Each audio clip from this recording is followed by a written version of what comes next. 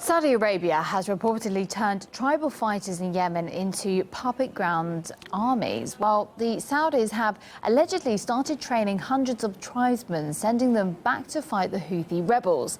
All that amid regular bombardments against the insurgents. A complicated situation. For more to dig into the detail with me, I'm joined by humanitarian rights activist and expert on the Middle East, Ajamu Baraka. Hello to you, sir. Thank you for joining us here on RT International. So, as I say, it's a complex situation, so hopefully you can clarify some of the details for us. Now, first of all, how could the emergence of a better trained force impact the balance of power in Yemen? Well, it can't. Basically, this is a dangerous, illegal, and immoral escalation of the conflict in Yemen.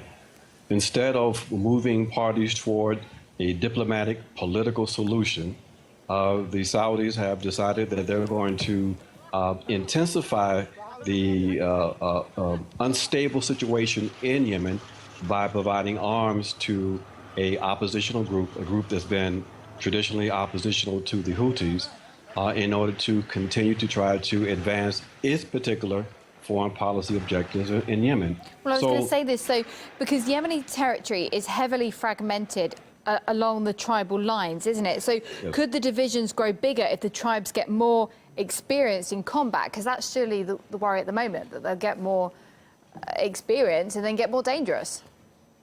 Well, of course, they could become more dangerous as they gain more military combat experience. But I don't think that that's really the main objective of the Saudis. I think the Saudis have an objective which is connected to the interests of Israel, which is basically to perpetuate the narrative that the Houthis are a proxy force of Iran, and that they are a dangerous force, and Iran is a dangerous force, in order to keep the connection with the U.S. in place, and to ensure that it can remain the kind of political force that it is in the region. Sorry, sir, carry on. And so the supplying the rebels becomes just a proxy force for itself and objectively for Israel.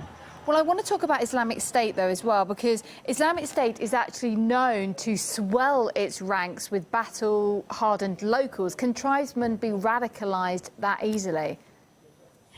Well, there's a possibility because the rebel force that the Saudis are supplying have some traditional Wahhabist Islamic leanings, which we know is the main ideological Islamic foundation for Al-Qaeda. So while they may not be technically part of the Al-Qaeda network, there is a clear theological and ideological connection. So that possibility could happen, that those arms and those forces can, in fact, be enhanced. And in fact, the only force that's really gaining as a consequence of this conflict is, in fact, Al-Qaeda. Well, I want to talk about Libya, though, if we can as well, because there are parallels between the two, because a myriad of gangs are wrestling for power there post-war in Libya, as we know. Could Yemen be a repeat case of this? Libya. It very well could. I mean, that seems to be the playbook, to basically fragment these nation states, providing a vacuum that allows for these more radicalized forces to emerge.